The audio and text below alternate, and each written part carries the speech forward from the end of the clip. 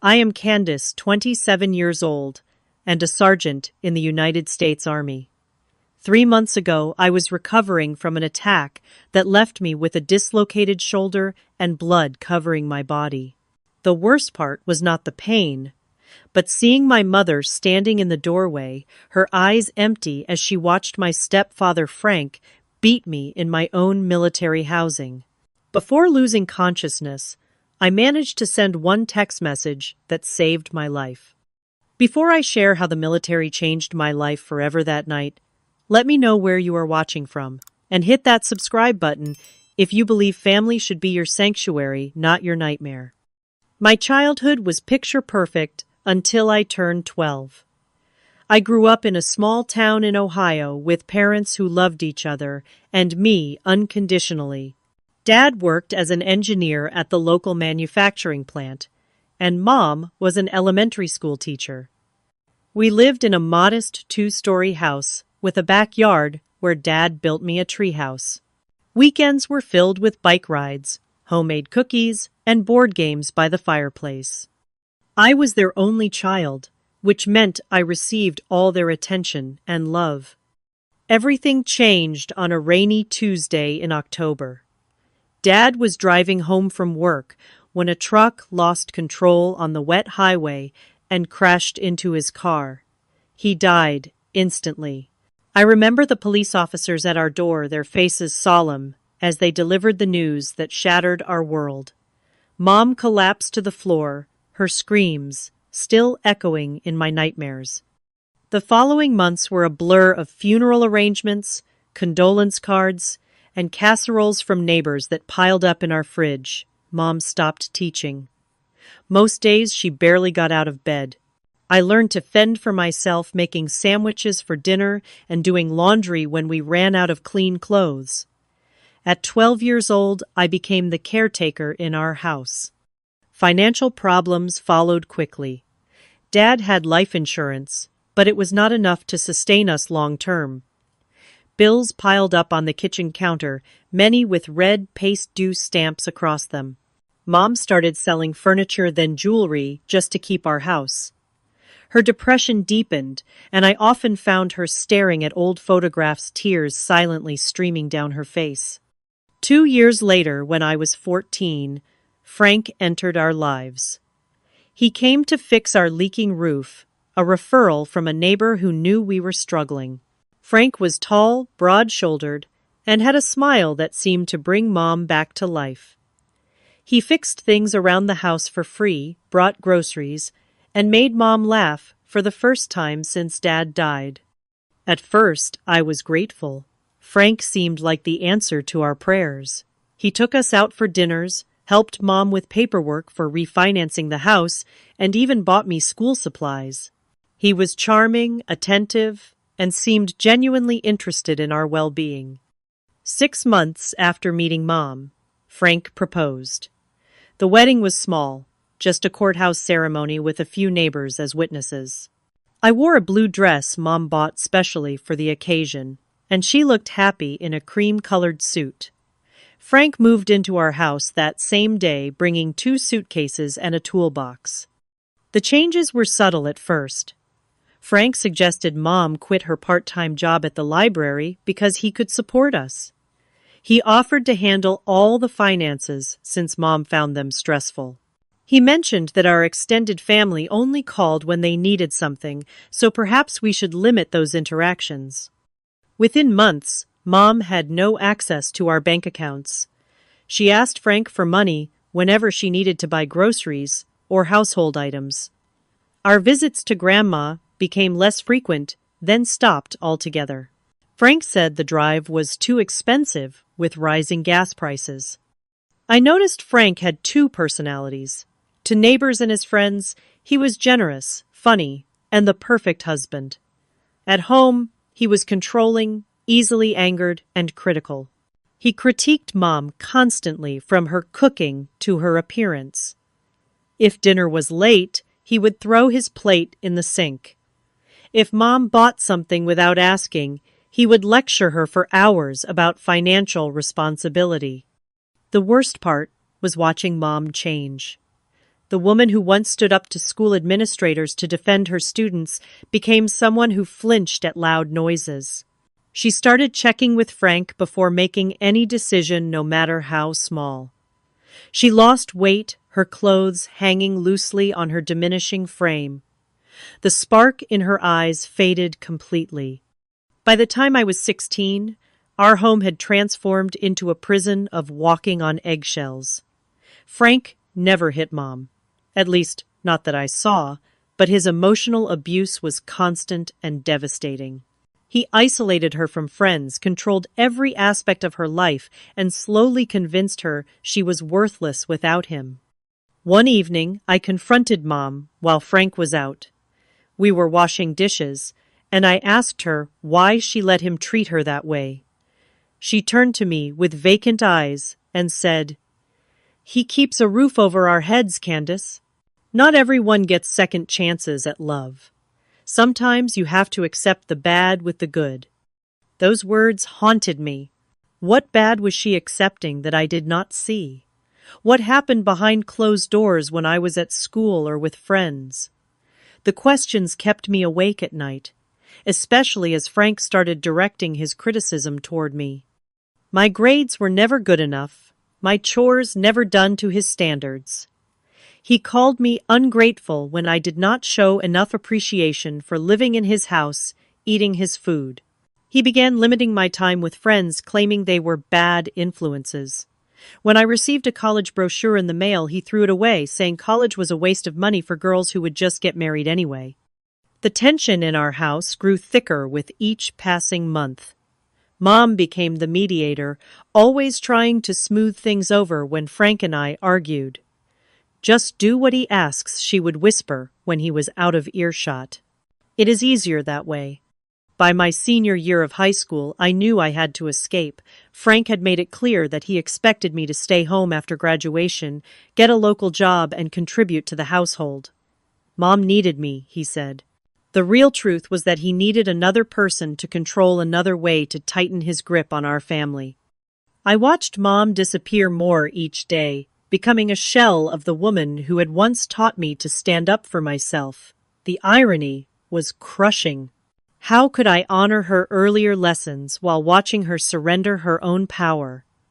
The question burned inside me as graduation approached, fueling a determination to find a way out, not just for myself, but eventually for her too.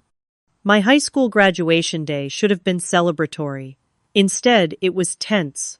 Frank complained about the length of the ceremony, the cost of the cap and gown, and the waste of printing diplomas when jobs do not care about that paper anyway.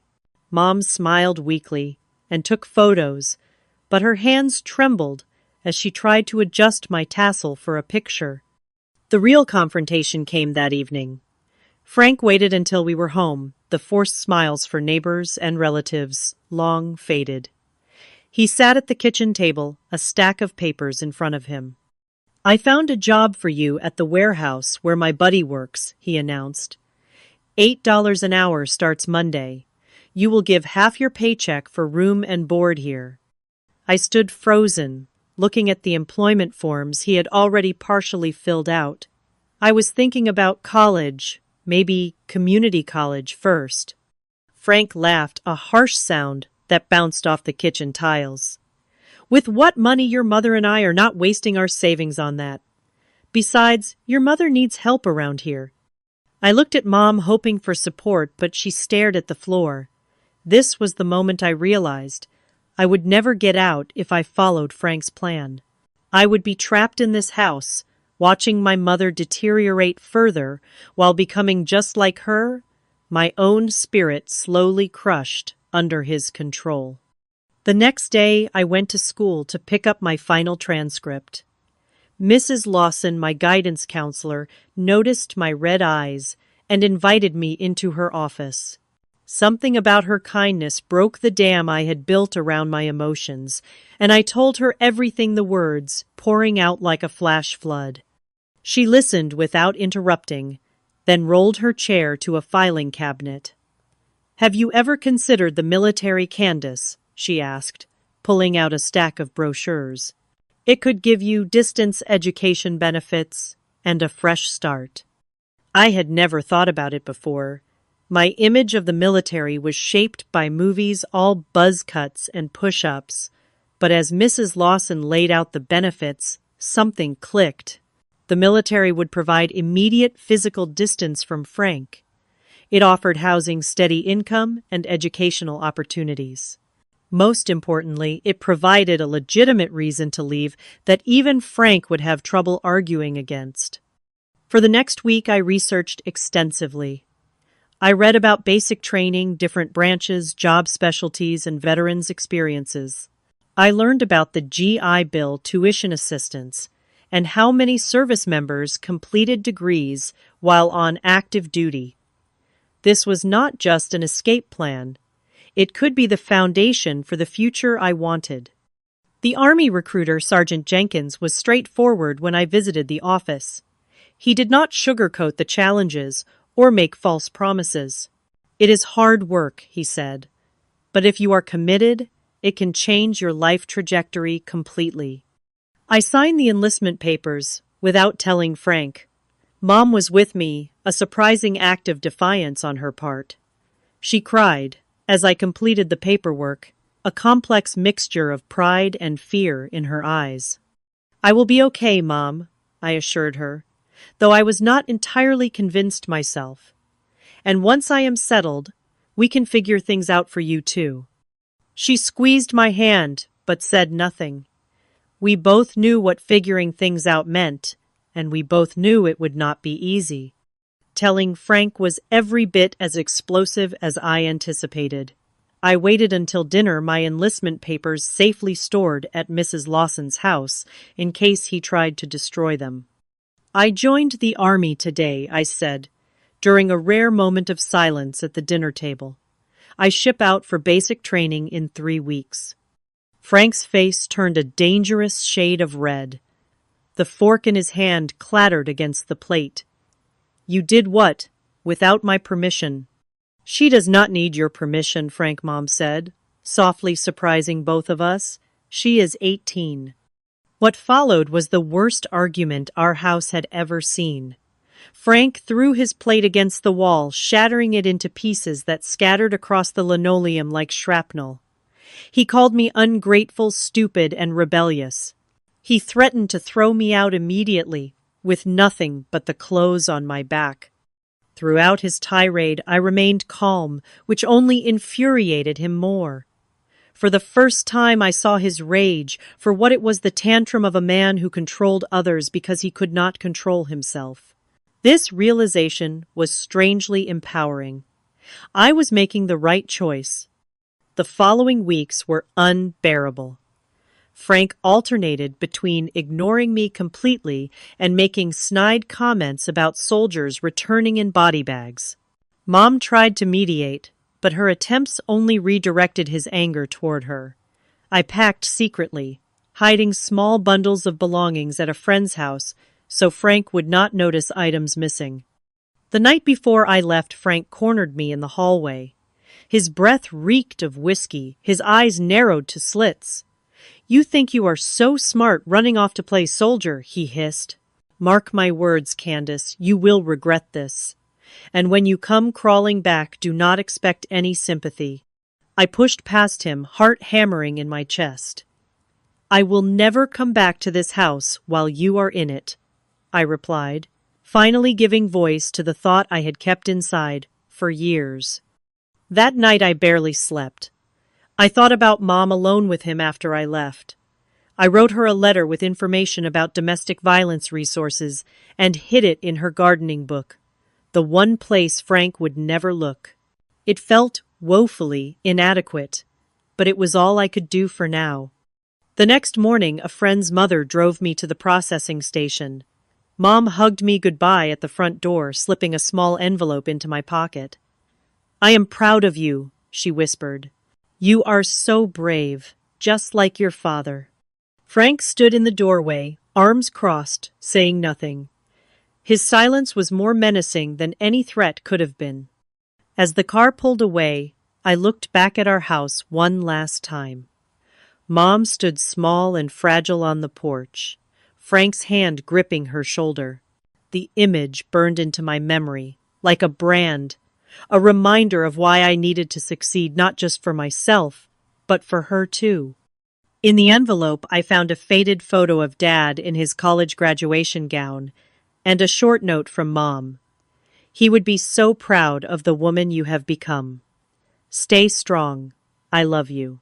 The words gave me both comfort and determination as I headed toward an uncertain future, leaving behind the only home I had ever known. Basic training was exactly as challenging as Sergeant Jenkins had warned me it would be. The first night lying in a bunk surrounded by strangers, I questioned my decision. The drill sergeants were intimidating, the physical demands overwhelming, and homesickness hit harder than expected. Not homesickness for the house I had left, but for the mother I had abandoned to Frank's mercies. But as days turned into weeks, something unexpected happened. I discovered strengths I never knew I possessed. My body grew stronger with each grueling physical training session. My mind sharpened under the pressure of having to learn vast amounts of information quickly. Most surprisingly, I found a sense of belonging among my fellow recruits. These women came from all backgrounds, all with their own reasons for joining. Some sought education benefits, others adventure, or family tradition. A few like me were running from something. We bonded through shared hardship, forming connections that felt more genuine than any I had experienced in years. Drill Sergeant Rodriguez was particularly influential. She was tough but fair, demanding excellence while providing the tools to achieve it. One evening after I struggled through an obstacle course, she pulled me aside. "You have got more in you, Martinez," she said, using my last name, as was custom. "Stop holding back. Whatever you are running from cannot catch you if you run faster and stronger." Her words struck a chord. I had been holding back, afraid to fully commit to this new life, because part of me still felt tethered to my old one. After that conversation, I threw myself completely into training, finishing in the top 15% of my class. Graduation day was bittersweet. I scanned the crowd of proud families, knowing no one had come for me. Mom had promised to try, but I received a text the night before: "Frank sick, cannot leave him. So proud of you. Send pictures." It was disappointing, but not surprising. I posed for a solo photo in my uniform, sending it to Mom, with a cheerful message that masked my hurt. After completing advanced individual training where I specialized in logistics, I received orders to Fort Lewis in Washington state, about as far from Ohio as possible within the continental United States. The distance was both a relief and a worry. I would be free from any surprise visits from Frank, but also unable to check on Mom easily. My first apartment off base was tiny but mine. A studio with just enough room for a bed desk and small kitchen table. For the first time in my life, I controlled my own space. No one commented on how I arranged my furniture or criticized my choice of decorations. No one monitored my comings and goings or questioned my spending. This small freedom was intoxicating. Work provided structure and purpose. I excelled in my role coordinating supply shipments, earning a reputation for efficiency and attention to detail. My superiors noticed, and promotions came steadily. Each one increased my sense of self-worth, erasing years of Frank's belittlement. The most transformative aspect, however, was the friendships I formed. My battle buddy Sarah became the sister I never had. A tough-talking woman from Texas, with 3 brothers, she took no nonsense from anyone and taught me to do the same. Together with our friend group, we explored Seattle on weekends, went hiking in the stunning Washington wilderness, and created the family we chose rather than the ones we were born into. 2 years into my service, I reached the rank of specialist and had saved enough money to take college courses online. My commander supported my educational goals, adjusting my schedule when possible to accommodate exams. Every completed credit felt like another brick in the wall I was building between my past and future. Communication with Mom became increasingly difficult. At first, we spoke weekly, though, always when Frank was out of the house. Her calls grew less frequent, her texts more cryptic. Sometimes, weeks passed with no contact at all. 3 years into my Army career, I received a promotion to sergeant. The ceremony was small, but meaningful, with my unit present to witness this milestone. That night, I called Mom to share the news, but Frank answered. His voice, slurred from drinking, triggered an automatic tension in my shoulders. Well, if it is not the soldier girl, he sneered, calling to brag about playing dress-up with guns. I nearly hung up, but forced myself to stay calm. May I speak with Mom, please? She is busy, taking care of me like a good wife should, unlike some ungrateful brats who abandon their family. Before I could respond, I heard a commotion in the background, then Mom's voice, breathless. Candace, is that you, honey? Yeah, Mom, it is me. I got promoted to sergeant today. Oh, sweetheart, that is wonderful. Her voice sounded thin, strained. I am so proud of you. Frank shouted something unintelligible in the background. Mom's voice dropped to a whisper. I cannot talk long. He is having a bad day. Mom, are you okay? Has he hurt you? No, nothing like that. The denial came too quickly. Just stress. His business is struggling, and you know how he gets when he is worried about money. We talked for a few more minutes, but it was clear she was afraid to speak freely. As we said goodbye, she added, I miss you, Candace, more than you know. That call haunted me for weeks afterward. The fear in her voice, the careful way she chose her words, the background noises of Frank's anger, all pointed to a situation deteriorating in my absence. I began receiving strange, cryptic texts from Mom at odd hours. Remember where we hid your dad's fishing gear? The neighbor's dog got loose again today. Messages that made no sense unless they were coded communications. I tried calling when I received these texts, but she rarely answered. My unit noticed the change in me. Sarah, in particular, pressed for details, recognizing the signs of distress I tried to hide. One night, after a particularly worrying text from Mom, I confided everything to Sarah. The history with Frank, Mom's increasing isolation, my growing fear that verbal abuse had escalated to physical. You need to check on her, Sarah said firmly. Request leave. I will cover for you if needed. What if going there makes it worse for her? I asked, voicing my deepest fear. What if not going? Sarah countered. After another month of disturbing messages, including a photo of Mom with what looked like a poorly concealed bruise near her eye, I requested 2 weeks of leave. My commander, aware of my otherwise spotless record and dedication, approved it without question. The night before my flight to Ohio, I received one last text from Mom. Please, do not come. He knows and is very angry. I will be fine. It only strengthened my resolve. I packed light, bringing just one small suitcase, and boarded the plane with a mixture of determination and dread. As the aircraft lifted off, I gazed out at the mountains surrounding Seattle, wondering if I was flying toward a confrontation that would finally free my mother, or one that would make everything infinitely worse for both of us. Either way, I could no longer stand by from a distance. It was time to face the monster who had infiltrated our home and destroyed our peace. The taxi from the airport dropped me off a block from my childhood home.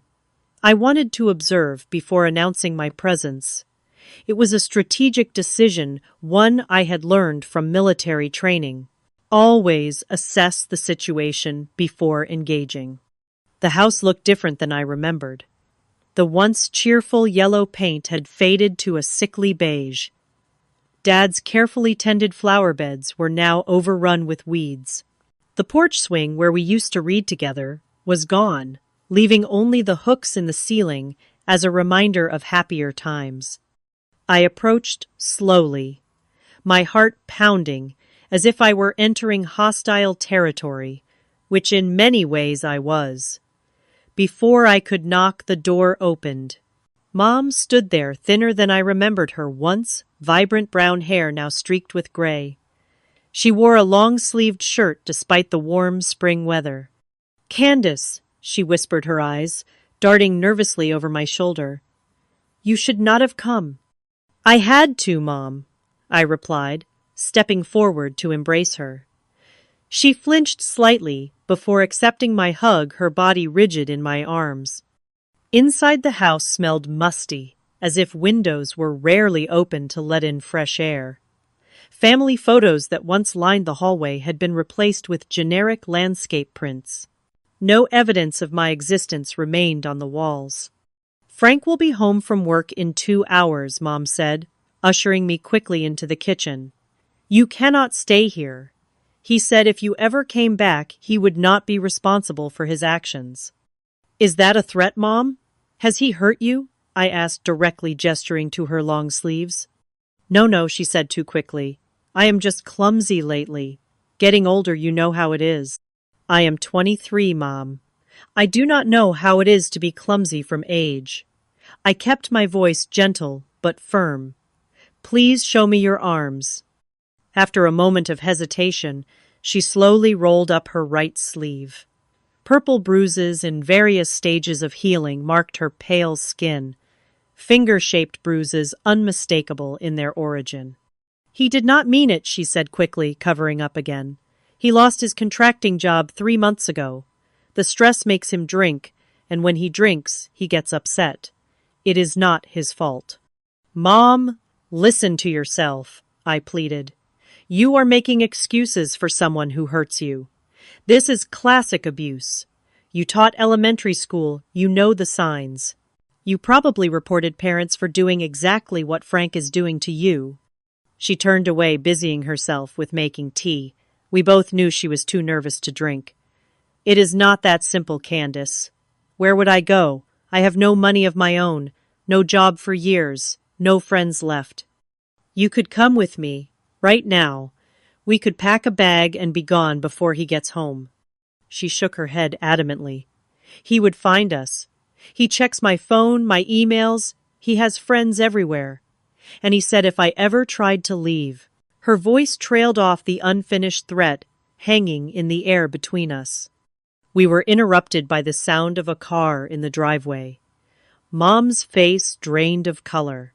"He is early," she whispered, panic evident in her voice. Frank burst through the door moments later. He had aged since I last saw him, his once robust frame, now thicker around the middle, his face ruddier. His eyes narrowed when he saw me sitting at the kitchen table.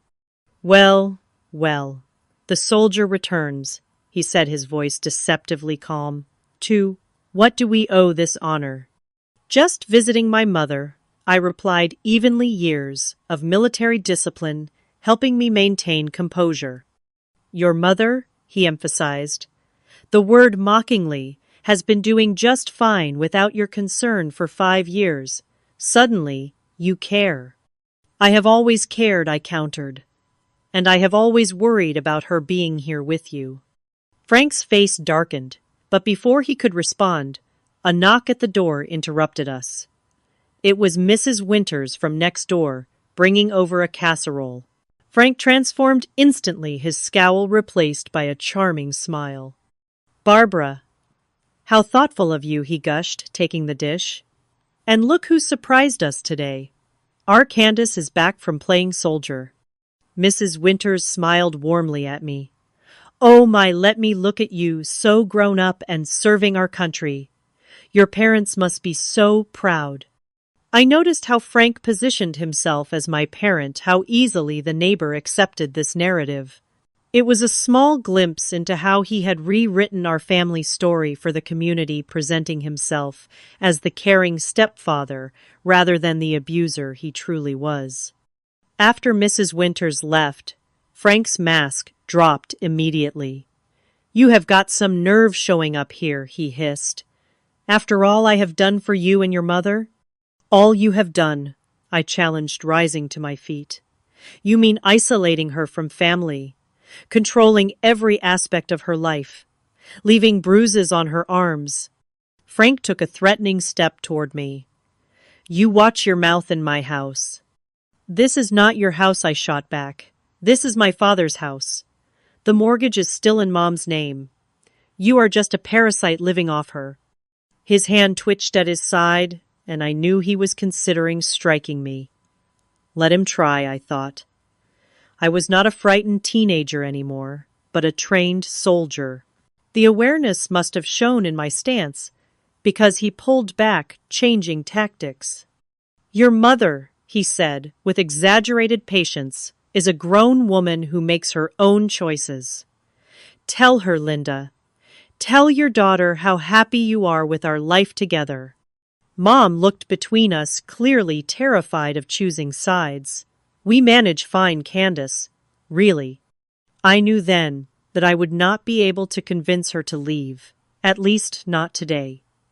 The psychological hold Frank had on her was too strong to break in one conversation. I needed to gather more evidence, contact local resources, and create a safer exit plan. I am staying at the Holiday Inn downtown, I told her, ignoring Frank completely. I will be here for 2 weeks. My cell number is the same if you need anything day or night. She will not need anything from you, Frank interjected. Now I think it is time for you to leave. I stood my ground. I would like to take Mom to lunch tomorrow. Alone. That is not happening, Frank snapped. Actually, I said, calmly reaching into my pocket. I took the liberty of documenting those bruises on Mom's arms when she showed me earlier. I have a friend in the local police department who would be very interested to see these photos if Mom does not meet me tomorrow. It was a bluff, but Frank did not know that. His face contorted with rage, but he was cornered. Fine. Lunch. 1 hour. That is it. I hugged Mom goodbye, whispering in her ear, pack a small emergency bag. Hide it somewhere he will not look, just in case. As I walked to the door, Frank followed closely. You always were a troublemaker, he said quietly, so Mom could not hear.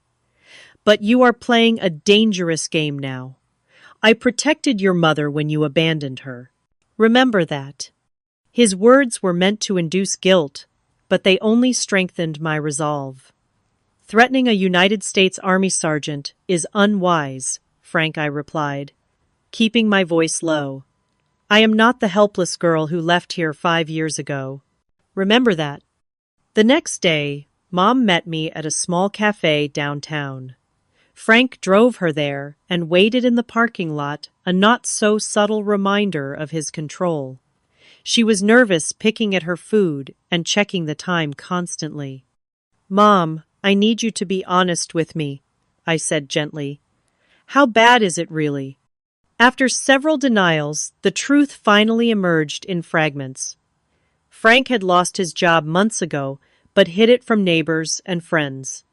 He spent days drinking and nights taking his frustrations out on Mom.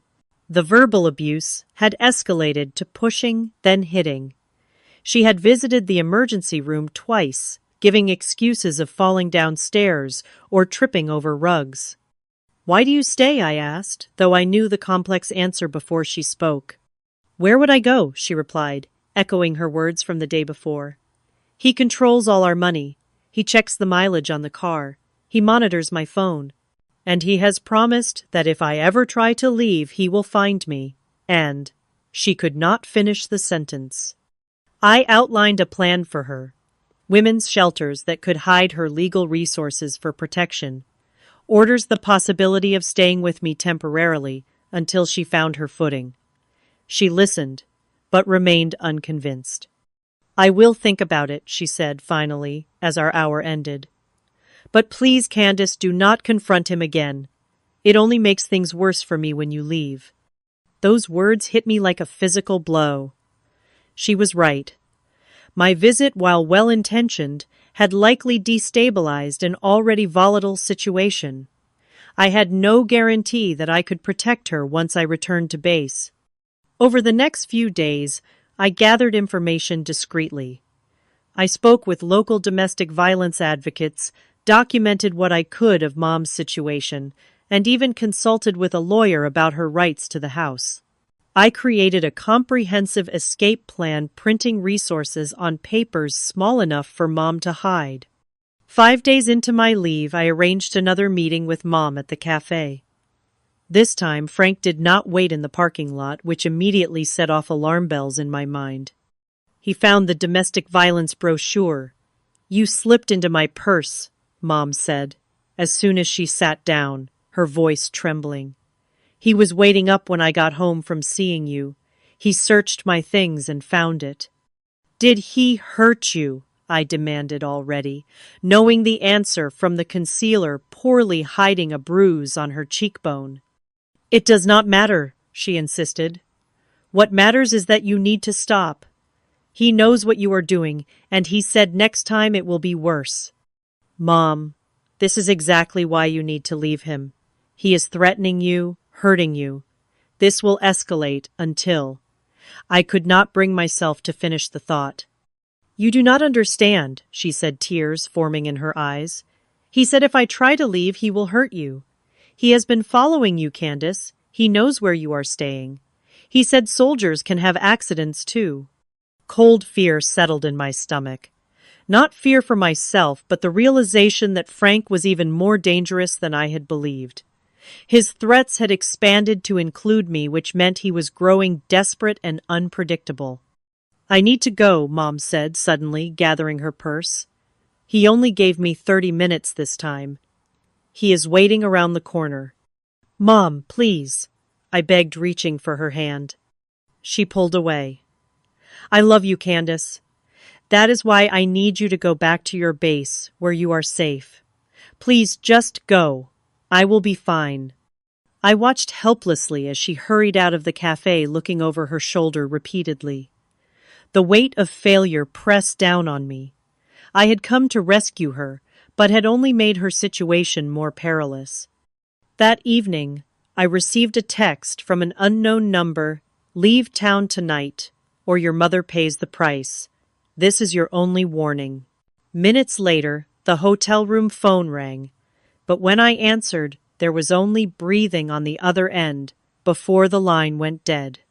I called Mom immediately, but her phone went straight to voicemail. I tried the house phone with the same result. Panic rising, I contacted the local police to request a welfare check, only to receive a call an hour later, informing me that everything appeared fine at the residence. Frank had answered the door, explaining that my mother was resting and that I was an estranged daughter causing problems. Without evidence of immediate danger, there was nothing more the police could do. I felt completely powerless, caught in Frank's web of manipulation and threats. The next morning, I made the difficult decision to return to base early. Not out of fear for myself, but because my presence was putting Mom in greater danger. I left the comprehensive resource packet with the hotel concierge to deliver to Mom's workplace, the only place Frank did not monitor constantly. As my plane took off, I gazed down at the Ohio landscape with a heavy heart. I had failed in my mission to rescue Mom, but I had gathered critical intelligence about the enemy. Frank was escalating, becoming more dangerous. This was not a retreat, but a strategic withdrawal. I would regroup, consult with legal experts on base, and develop a more effective intervention plan. What I did not know, as I flew back to Washington, was that Frank had already set his own plan in motion, one that would bring the battlefield directly to my door. I returned to Fort Lewis with a heavy heart, but a determined mind. The first thing I did was brief Sarah on everything that had happened in Ohio. As my closest friend and battle buddy, she understood both the personal and tactical aspects of my situation. We need to get official resources involved, she advised, as we sat in my apartment the evening of my return. The Family Advocacy Program can help coordinate with civilian authorities in your hometown. I nodded, already planning my next steps. I will make an appointment tomorrow. I also want to consult with the legal office about what kind of restraining order Mom could get and how to enforce it across state lines. What I did not share with Sarah was the nagging fear that Frank might follow through on his threats against me. It seemed unlikely he would travel across the country, but his parting words had carried a conviction that unsettled me. The following week passed in a blur of appointments and research. I spoke with family advocacy specialists, legal advisors, and even a counselor about strategies for helping abuse victims who were reluctant to leave. Everyone was sympathetic and offered resources, but the consistent message was frustrating. We could not force Mom to accept help if she was not ready. My communications with Mom had become even more restricted. She responded to my texts with brief, non-committal messages that felt monitored. Our one phone call was so clearly supervised by Frank that we could only exchange pleasantries about the weather and my work, nothing about her safety or well-being. 7 days after my return to base, I was beginning to believe Frank's threats had been empty, designed only to drive me away from Ohio. I settled back into my routine, throwing myself into my duties with renewed focus. If I could not help Mom directly right now, I could at least continue building a stable life that could eventually support both of us. Friday night, Sarah and I had dinner together in my apartment, a weekly tradition we had established years ago. We ordered pizza, open beers, and tried to focus on normal friendship things rather than the darkness hovering over my family situation.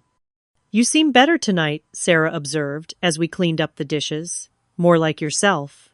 "I think I am coming to terms with the fact that this is a marathon, not a sprint," I replied. "Mom has to want to leave. All I can do is keep the door open for when she is ready." Sarah nodded approvingly. "That is a healthy perspective.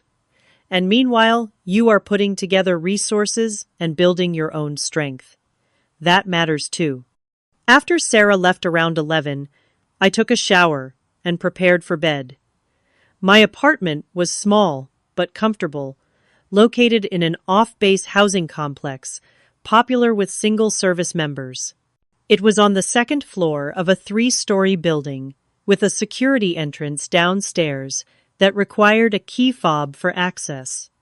I fell asleep quickly, exhausted from the emotional drain of the past 2 weeks. The sound that woke me came just after midnight, a pounding on my door so forceful that the frame seemed to shake. My first thought was that it must be an emergency. Perhaps something had happened to someone in our unit. Half asleep, I stumbled to the door in my tank top and sleep shorts, not bothering to check the peephole in my haste. It was a mistake born of trust in the security of my building, one I would immediately regret. The moment I turned the deadbolt, the door burst open with explosive force, slamming into me and sending me staggering backward. Frank stood in the doorway, his massive frame silhouetted against the hallway light. His face was contorted with rage, his breath heavy with alcohol. The shock of seeing him paralyzed me for a crucial second. How had he found my apartment? How had he gotten past the building's security? Before I could react, he charged forward, grabbing my throat and shoving me against the wall. "You thought you could turn my wife against me," he growled, spraying spittle as he shouted inches from my face. "You thought you could destroy my family." My military training kicked in. I brought my arms up between his, breaking his grip on my throat, then delivered a sharp knee to his midsection. He stumbled back, momentarily winded, and I used the opportunity to create distance between us. "Get out of my apartment right now," I commanded, reaching for my phone on the side table. "I am calling the police." "Go ahead," he taunted, a disturbing smile spreading across his face. "But first, say hello to your mother." He stepped aside slightly, and that is when I saw her standing in the doorway. Mom looked hollow, her eyes vacant, her body rigid. She made no move to help me, or to stop Frank. She simply stood there, a passive witness to the violence unfolding.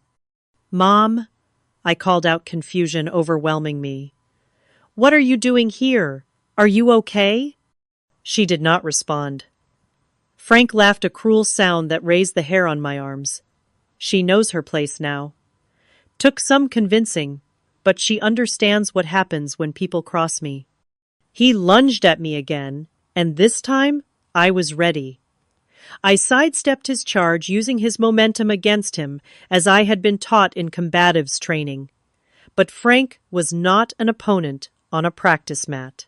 He was fueled by rage and alcohol, making him unpredictable and dangerous. As I maneuvered around him, he grabbed a lamp from my desk and swung it wildly. I raised my arm to block the blow, but the heavy base connected with my shoulder. Pain exploded through my arm as I felt something tear and pop. My right arm hung useless at my side, the shoulder clearly dislocated. "How does it feel?" Frank snarled, advancing on me again. "Not so tough now, are you, Sergeant?" I backed away, trying to put the couch between us, fighting through the pain to stay focused. "Mom," I called out again, desperately trying to break through her trance. "Help me! Call someone!" Mom took a small step forward, then stopped as Frank whirled toward her. "Stay right there," he ordered. "Remember what I promised would happen if you interfered." Whatever threat he had made was enough to keep her rooted in place, her eyes now lowered to the floor. The betrayal cut deeper than any physical pain could. My own mother, watching as I was attacked, unable or unwilling to help. Frank turned back to me, knocking the coffee table aside as he came. I retreated toward the kitchen, looking for anything I could use to defend myself. My training had not prepared me for fighting one-handed against someone with Frank's size advantage, especially in the confined space of my apartment.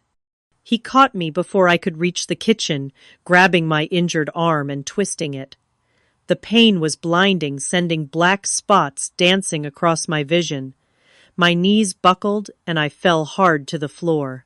Frank followed me down, pinning me with his weight. "You think you are so special with your uniform and your rank?" He spat, his face inches from mine. "But look at you now, pathetic, just like your mother." I struggled beneath him, but each movement sent fresh waves of agony through my dislocated shoulder. Frank gripped my hair, slamming my head against the hardwood floor. The impact dazed me, warm blood beginning to trickle from where my scalp had split. Through the haze of pain, I looked past Frank to where Mom still stood motionless in the doorway. Our eyes met, and in that moment I saw something I had never expected: nothing. No love, no concern, no recognition. Years of abuse had hollowed her out completely, leaving only an empty shell where my mother had once been. With my good arm, I reached desperately for anything within grasp. My fingers closed around my phone, which had fallen to the floor during the struggle. Frank was too busy gloating to notice as I unlocked it with my thumbprint. "You will not interfere with my family again," he growled, his hands moving to my throat once more. "I warned you what would happen."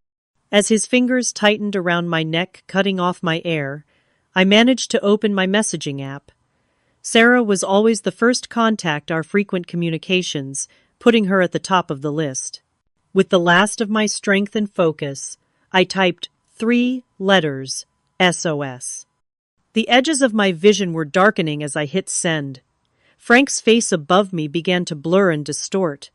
The pain in my shoulder faded to a distant throb as consciousness started to slip away.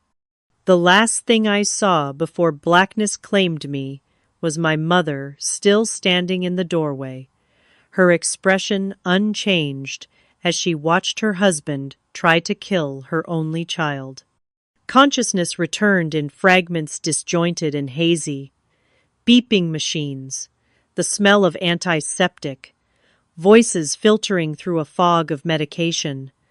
My first coherent thought was surprise that I was alive at all. "She is waking up," a familiar voice said nearby. "Candace, can you hear me?" I forced my heavy eyelids open to see Sarah's concerned face hovering above me. Behind her stood Captain Reynolds, my company commander, his normally stern expression replaced with unusual concern. "What?" My throat felt raw, the single word scraping painfully as it emerged. "Do not try to talk yet," Sarah advised, placing a gentle hand on my uninjured arm. "You are in the hospital on base. You have been unconscious for almost 18 hours. Memories flooded back in a rush of terror. Frank breaking into my apartment. The attack. My mother's empty eyes. I tried to sit up, panic surging through me, but firm hands eased me back down. "Easy, Sergeant," Captain Reynolds said. "You are safe now. We have got you." A doctor appeared, checking my vitals and asking simple questions to assess my condition. I learned that I had a severe concussion, a dislocated shoulder, that had required surgical repair, multiple contusions, and bruising around my throat consistent with strangulation. I was lucky, they said, that there had been no permanent damage to my trachea. When the doctor left, Sarah filled in the gaps in my memory. My SOS text had sent her racing to my apartment. She had arrived to find the door ajar and me unconscious on the floor, blood pooling beneath my head. Frank and my mother were gone. "I called emergency services and then Captain Reynolds," she explained. "The military police responded within minutes, followed by the civilian police." Captain Reynolds stepped forward. "The moment we confirmed this was an attack on a service member in her home, we activated every resource at our disposal," he said, with quiet intensity. "The MPs coordinated with local law enforcement. Your assailant did not get far." "Frank?" I managed to ask, my voice still a painful rasp. "Apprehended at a motel 6 miles from base," he confirmed. "Your mother was with him. Both are in custody." The news that Mom was also in custody sent a fresh wave of distress through me. Despite everything, she was still a victim, not a perpetrator. "My mother," I whispered urgently, "she is not responsible. He controls her completely." Sarah squeezed my hand reassuringly. "The authorities understand that, Candace. She is being held primarily for her own protection and to get her proper psychological evaluation. They do not consider her an accomplice." Over the next few days, as my body began the slow process of healing, the full story emerged through visits from military police investigators, JAG officers, and my chain of command. Frank had forced Mom to reveal my address, which she had kept hidden in her gardening book, along with the emergency resources I had left her years before. He had driven across the country with her, threatening harm to both of us if she attempted to warn me or escape. Hotel security footage showed him physically dragging her from the car at each stop. The attack on me had not been an impulsive act of rage, but a calculated attempt to silence what he saw as the source of threat to his control. He had planned it for days, even purchasing zip ties and duct tape found in his car, suggesting he might have intended worse than what actually occurred. What had saved me beyond Sarah's quick response to my text was the comprehensive military support system that immediately activated.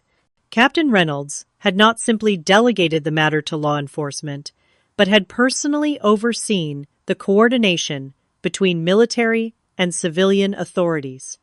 My squadron had rallied, with service members volunteering to guard my hospital room, even though there was no credible ongoing threat. Colonel Winters, the base commander, visited me on the 3rd day, something virtually unheard of for a non-commissioned officer of my rank. He sat beside my bed, his presence both intimidating and reassuring. "Sergeant Martinez," he began formally, "what happened to you is unacceptable. An attack on one of our soldiers is an attack on the entire military family. I want you to know that every resource of this installation is available to you, from medical care to legal assistance to family advocacy services. His words struck a chord that resonated deeply. Family. The concept had been so distorted in my life that hearing it used in this context to describe the military community surrounding me brought unexpected tears to my eyes. "Thank you, sir," I managed to reply. "No thanks necessary," he said firmly. "This is who we are. We take care of our own." A week after the attack, still in the hospital but improving daily, I received the visit I had been both hoping for and dreading. A social worker, named Miss Patel, arrived with my mother in tow. Mom looked different than she had that night. Her eyes were clearer, her posture less hunched. She had been receiving treatment at a specialized facility for victims of domestic violence, where doctors had carefully weaned her off the anxiety medications Frank had insisted she take in increasingly high doses. "Candace," she whispered when she saw me, her face crumpling with grief and remorse. "Oh, Candace, I am so sorry." I had rehearsed what I would say to her, prepared accusations and questions that demanded answers. But seeing her, I found those words dissolving. Instead, I simply opened my uninjured arm, offering an embrace she did not deserve, but that we both needed. She approached hesitantly, as if afraid I might withdraw the offer, then carefully hugged me, mindful of my injuries. "I do not expect you to forgive me," she said, her voice thick with tears. "I will never forgive myself for standing there, for not helping you." "He had broken you down completely," I said, finding compassion where I had expected anger to be. "That is what abusers do. They isolate, they manipulate, they threaten until there is nothing left of who you were." Miss Patel explained that Mom was suffering from a complex form of traumatic bonding and Stockholm Syndrome conditions that would require long-term therapy to address. For now, she would remain in a secure treatment facility where she could begin healing without the fear of Frank's retaliation. The preliminary hearing for Frank's case came 2 weeks after the attack. By then I had been discharged from the hospital, but was still on medical leave. My arm in a sling, my head still tender where stitches closed the wound from being slammed against the floor. The military had assigned a JAG officer to support me through the civilian proceedings, ensuring my rights as both a victim and a service member were protected. Captain Layton was a formidable presence in the courtroom. Her uniform crisp, her manner professional, but with an underlying fierceness that was exactly what I needed. Frank barely glanced at me when he was brought in handcuffed and wearing an orange jumpsuit that seemed to diminish his once intimidating size. The charges were read: first-degree, assault, attempted murder, breaking, and entering crossing state lines to commit a violent crime, and domestic violence against my mother, which had been added based on evidence collected during the first-degree for investigation. The prosecutor presented hotel security footage showing Frank dragging my mother from the car, cell phone records of his threatening messages to me, and photographs of my injuries taken at the hospital. The judge denied bail, citing the severity of the charges and the risk Frank posed to both me and my mother. When it was my turn to speak, I approached the stand with a strange sense of calm.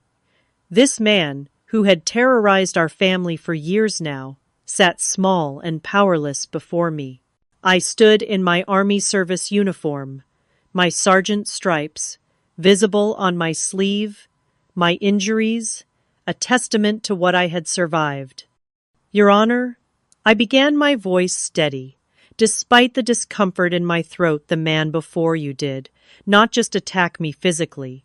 He spent years systematically destroying my mother's sense of self and safety. He isolated her from family, controlled every aspect of her life, and threatened her into compliance." I looked directly at Frank for the first time. But what he failed to understand is that when he attacked me, he did not just attack an individual, he attacked a United States Army sergeant. He attacked someone who is part of something much larger and stronger than himself. I went on to describe not just the physical assault, but the years of psychological torment he had inflicted on our family. I spoke not only for myself, but for my mother and for countless others trapped in similar situations without the support system I now had. I am standing here today because my military family responded when I needed them most, I concluded. I ask that this court show the same commitment to justice and protection. The judge's decision was swift and unequivocal. Frank would remain in custody pending trial with no possibility of contact with either me or my mother. Given the evidence and the nature of the charges, the prosecutor informed me that a plea deal was likely one that would result in significant prison time without putting me through the trauma of a full trial. As we left the courtroom, Captain Layton placed a supportive hand on my good shoulder. "That was well done, Sergeant. Your testimony will help not just your case, but potentially others. Speaking truth to power takes courage." The weeks that followed brought a new rhythm to my life. Physical therapy for my shoulder, counseling sessions to process the trauma, regular visits with Mom at her treatment facility, meetings with prosecutors as Frank's case moved through the system. Through it all, my unit supported me with a solidarity I had never experienced in civilian life. Sarah organized a meal train so I would not have to cook while recovering. Fellow sergeants took turns driving me to medical appointments when I could not yet operate a vehicle. My first sergeant personally ensured that my medical leave did not affect my evaluation or promotion timeline. 3 months after the attack, Frank accepted a plea deal that sentenced him to 12 years in prison, with no possibility of early parole.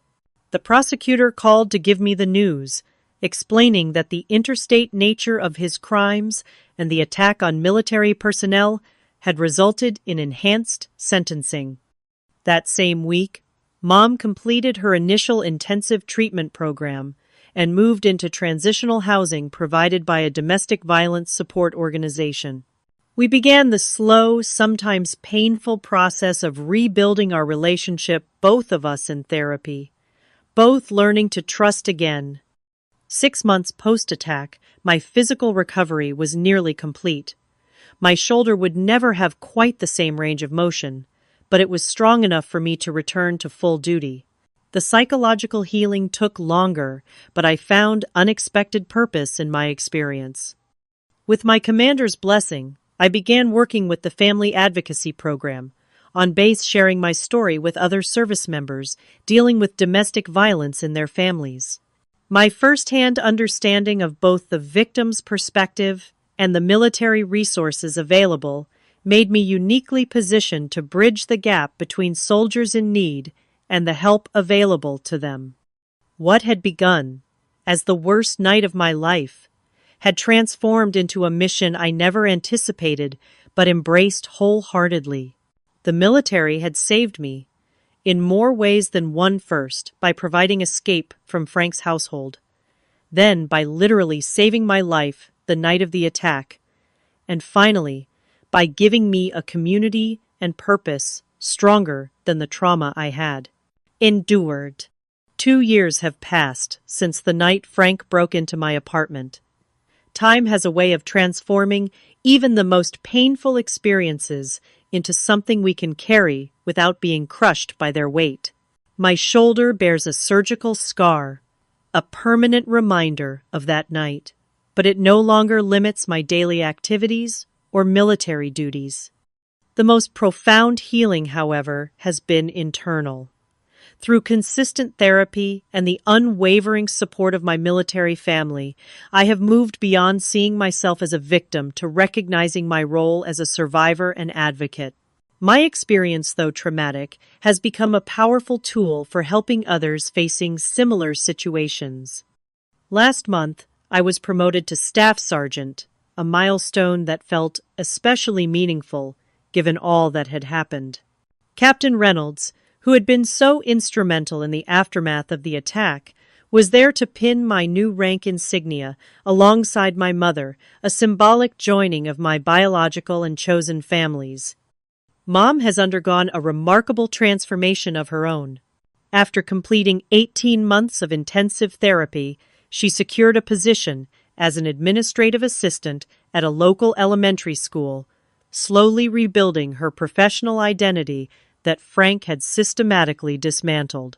She lives in her own apartment, now decorated with bright colors and filled with books reclaiming passions long denied to her. Our relationship has required careful rebuilding, like setting a broken bone that must be properly aligned to heal correctly. There were difficult conversations about the night of the attack, about her inaction, about the years of enabling Frank's behavior. These discussions were painful but necessary, clearing away the festering wounds of unspoken truths. I did not recognize myself anymore, she confessed, during one particularly emotional session with our joint therapist. It was like watching everything through thick glass, feeling nothing, caring about nothing. Even my love for you, which had been the center of my world, became distant and unreal. Understanding the psychological mechanisms of coercive control helped me forgive her, recognizing that her apparent betrayal was itself a symptom of Frank's abuse. Forgiveness did not come easily or quickly, but it came bringing with it a relationship deeper and more honest than what we had before. Frank remains in prison 700 miles away and completely removed from our lives, except for occasional updates from victim services when he is denied parole. He has tried to send letters which we have the right to refuse. His power over us diminished with each passing month until he became just a cautionary memory rather than an active threat. The military, which I once joined simply as an escape route, has become the foundation of my identity and purpose. 6 months ago, I helped establish a peer support program for service members affected by domestic violence, either in their families of origin or their current relationships.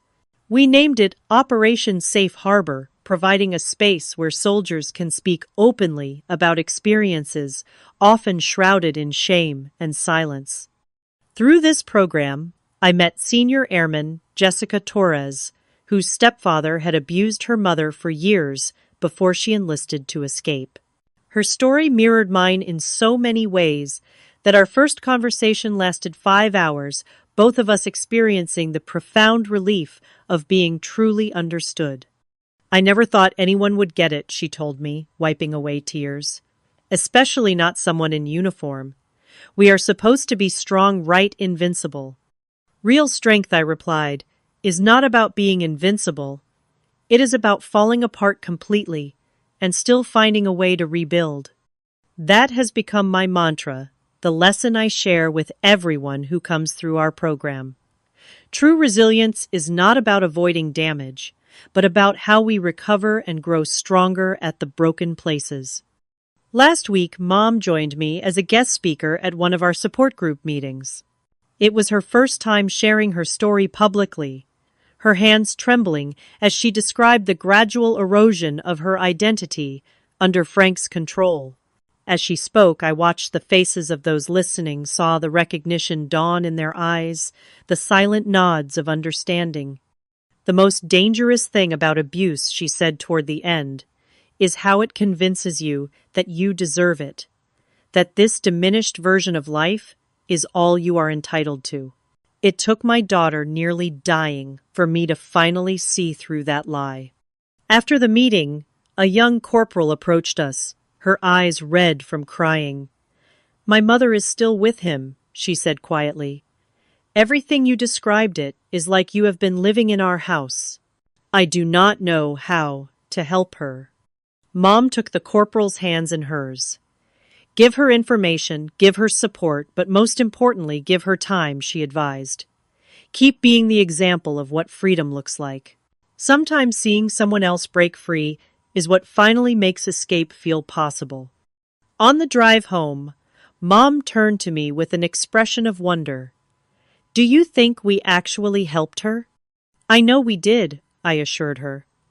Even if her mother never leaves that corporal now, knows she is not alone, that what she experienced was not normal or acceptable. That knowledge alone is powerful. The following day, I received an email from my first sergeant informing me that our Operation Safe Harbor program was being considered for implementation across all Army installations. The validation of our work brought tears to my eyes as I sat at my desk remembering the broken woman who had once lain bleeding on her apartment floor, wondering if she would ever feel whole again. This journey has taught me that family is not defined by blood or legal ties, but by who stands beside you in your darkest moments. My military family rushed to my aid when I sent that desperate SOS text. They guarded my hospital room, ensured justice was served, and supported my recovery in countless practical ways.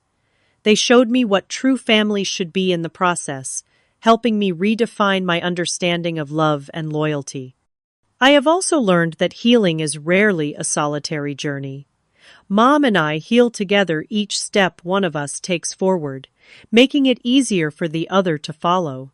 The soldiers in our support program heal together, finding strength in shared experiences and collective resilience. Perhaps most importantly, I have learned that purpose can emerge from pain. The worst night of my life set me on a path I never would have chosen, but now would not trade. The work I do, helping other service members navigate the complicated intersection of military service and domestic violence, gives meaning to my experience, transforming personal trauma into professional purpose. Frank sought to silence me that night, to punish me for threatening his control.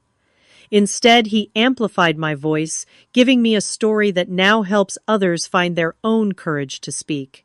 This is perhaps the most fitting justice of all, that his attempt to destroy me ultimately made me stronger and more effective in combating the very type of abuse he perpetrated.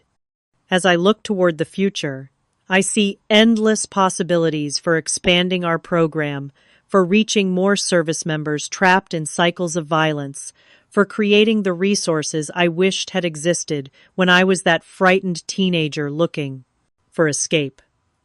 I see Mom continuing to reclaim her identity and independence, perhaps one day even helping other women navigating the complex journey out of abusive relationships. The uniform I wear represents more than just military service. It stands for breaking chains, finding true family, and the courage to rise again. What chains are you ready to break today?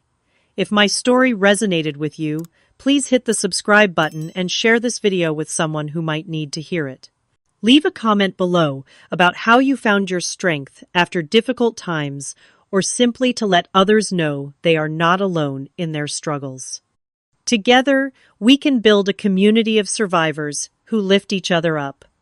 Thank you for listening to my story. And remember, your darkest moment does not define you, but how you rise from it might just be your greatest legacy.